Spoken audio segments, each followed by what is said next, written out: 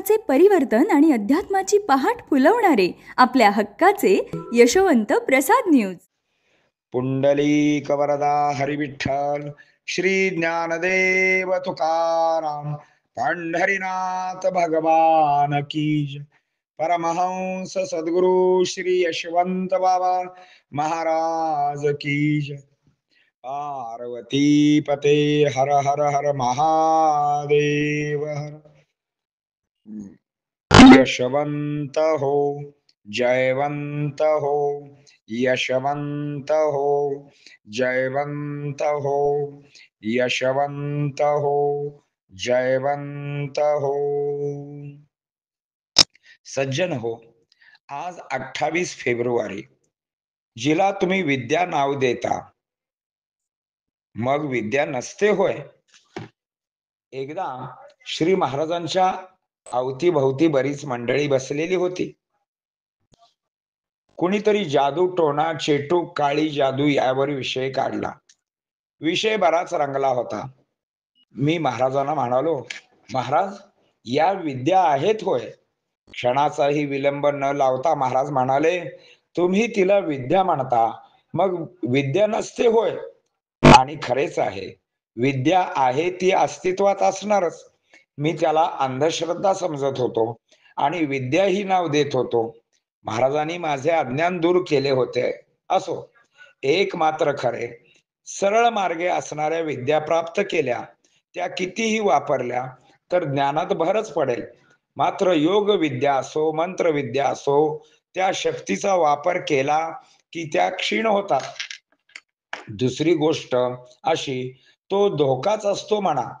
ऐहिक हेतूसाठी त्याचा उपाय करण्याचा मोह होणे स्वाभाविक आहे. कधी कधी अशा सिद्धी प्राप्त झालेला माणूस परहितासाठी, परोपकारासाठी म्हणून वापर करू लागतो. पण ही भावना शेवटपर्यंत टिकून राहील हे अशक्य प्राय असते. त्याला मोह होतोच, कारण त्याचा खरा वासनानाश झालेला नसतो. केव्हा ना केव्हा तरी त्या स्वतःच्या लाभासाठी वापरण्याचा मोह होतो आणि तिथूनच अनाचाराला सुरुवात होऊन शेवट त्या व्यक्तीचा आध्यात्मिक अधःपात होतो. हातावर हात चोळीत बसावे लागते, कारण तो मिळवलेले घालवून बसलेला असतो. तो योग शक्तीने कुंडलिनी जागृत करू शकेल. अगदी त्याची अत्युच्च अवस्था त्याला प्राप्त होईल. मात्र या विद्येमुळे त्याला स्वतःची झालेली व्याधी, विषप्रयोग हे नष्ट करता येत नाहीत. योग विद्येमध्ये यम, नियम, आसन, प्राणायाम, प्रत्याहार, धारणा, ध्यान आणि समाधी या 8 पायरीवरती पास झाला खरा. समाधी अवस्थाही त्याला प्राप्त झाली. मात्र सुख कुठपर्यंत, तर समाधी अवस्थेत असेपर्यंत. एकदा का समाधी उतरली, पुन्हा तो मूळ स्थितीला येणारच ना.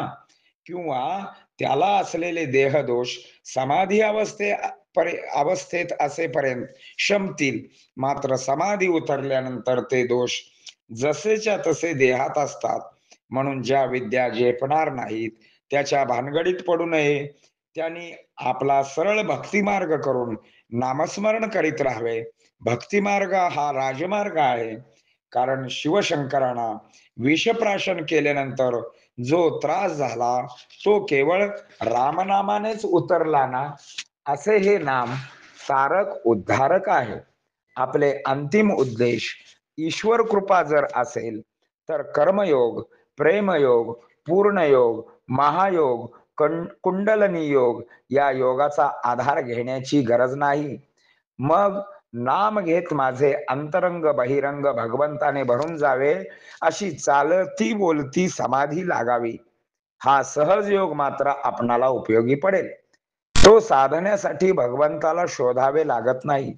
कारण माझी निर्मिती म्हणजे भगवंताची निर्मिती आहे. माझ्या आत तोच आहे. आज जो आहे तो भगवंताच्या कृपेनेच आहे. माझ्यामध्ये त्याचे वास्तव्य आहे. ही धारणा आज ना उद्या आपणाला भगवंत पाहण्याची दृष्टी देईल. ती दृष्टी आली की घर बसल्या त्याचे दर्शन होईल. यासाठी विनासायास मार्ग म्हणजे नाम होय. ज्ञानेश्वरांच्या पासून ते रामांपर्यंत सर्वांनी नामाच्या मार्गाचा आग्रह धरला. रामकृष्ण परमहंस योगी असून सुद्धा नाम मार्गाचे पुरस्कार करते झाले. सद्गुरु यशवंत बाबा परमहंस त्याग योगी असून सुद्धा नामाबद्दलच बोलत असत. मात्र हा परमार्थ करण्यासाठी परमार्थीने काही पथ्ये सांभाळणे गरजेचे आहे. आपल्या मनावर परिणाम होऊ देऊ नये. परमार्थ बोलका नसावा, तो कृतीत असावा. सर्वांशी प्रेमाने वागावे. भक्तीत लहान मुलासारखे असावे. आपल्या बरोबरीच्या माणसाबद्दल प्रेमाने मित्रत्वाने राहावे. वृद्ध व्यक्तींना आदराने प्रेमळपणाने आपलेपणाने वागवावे. परमार्थ हा स्वतःसाठी असतो, तो लोकांना सांगण्यासाठी नाही, हे लक्षात ठेवा. परव्रत परकामिनी वर्ज करा. परनिंदा नको. व्यवहारातला मोठेपणा भक्तीमध्ये नको. देवाला अनन्य भावनेने शरण जा. सगुण भक्ती करा. भक्तीने नाम घ्या. भगवंताचे होऊन राहा. कुणाचे अंतःकरण दुखवू नका. व्यवहारात कोणाला फसवू नका. कोणाचा द्वेष करू नका. गरिबांना तुच्छ लेखू नका. गुरु माझा, मी गुरुचा, तो करता आहे, ही भावना ठेवून वागाल तर परमार्थ म्हणजे आपले जगणे होईल.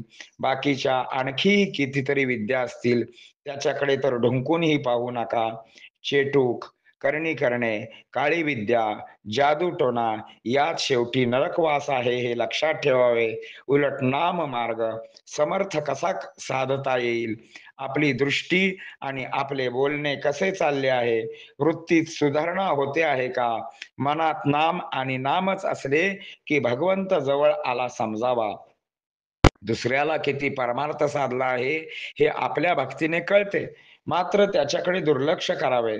परमार्थ हा देहाशी नव्हे तर वृत्तीशी निगडीत आहे. परमार्थ हा मनाचा प्रपंच आहे, त्यामुळे त्याचे स्वरूप सूक्ष्म आहे. त्या सूक्ष्मामध्ये स्वतःसाठी जावे. हळूहळू सिद्धीही प्राप्त होतील. ते आपण केलेल्या भक्तीचे फळ समजा. मात्र सिद्धीत न गुंतता अखंड नामस्मरण आणि भक्ती मार्ग चालू ठेवा. इतर काय, मग पायाशी लोळण घेत घेत असतीलच. देवतांना सुद्धा तुमचे दर्शन घेऊ वाटेल, अशी आपली स्थिती आपण भक्ती मार्गातून करू शकतो. यशवंत हो, जयवंत हो, यशवंत हो, जयवंत हो, यशवंत हो, जयवंत हो. पुंडलिक वरदा हरिविठ्ठल श्री ज्ञानदेव तुकार पंढरीनाथ भगवान की जय. परमहंस सद्गुरु श्री यशवंत बाबा महाराज की जय. पार्वती पते हर हर महादेव.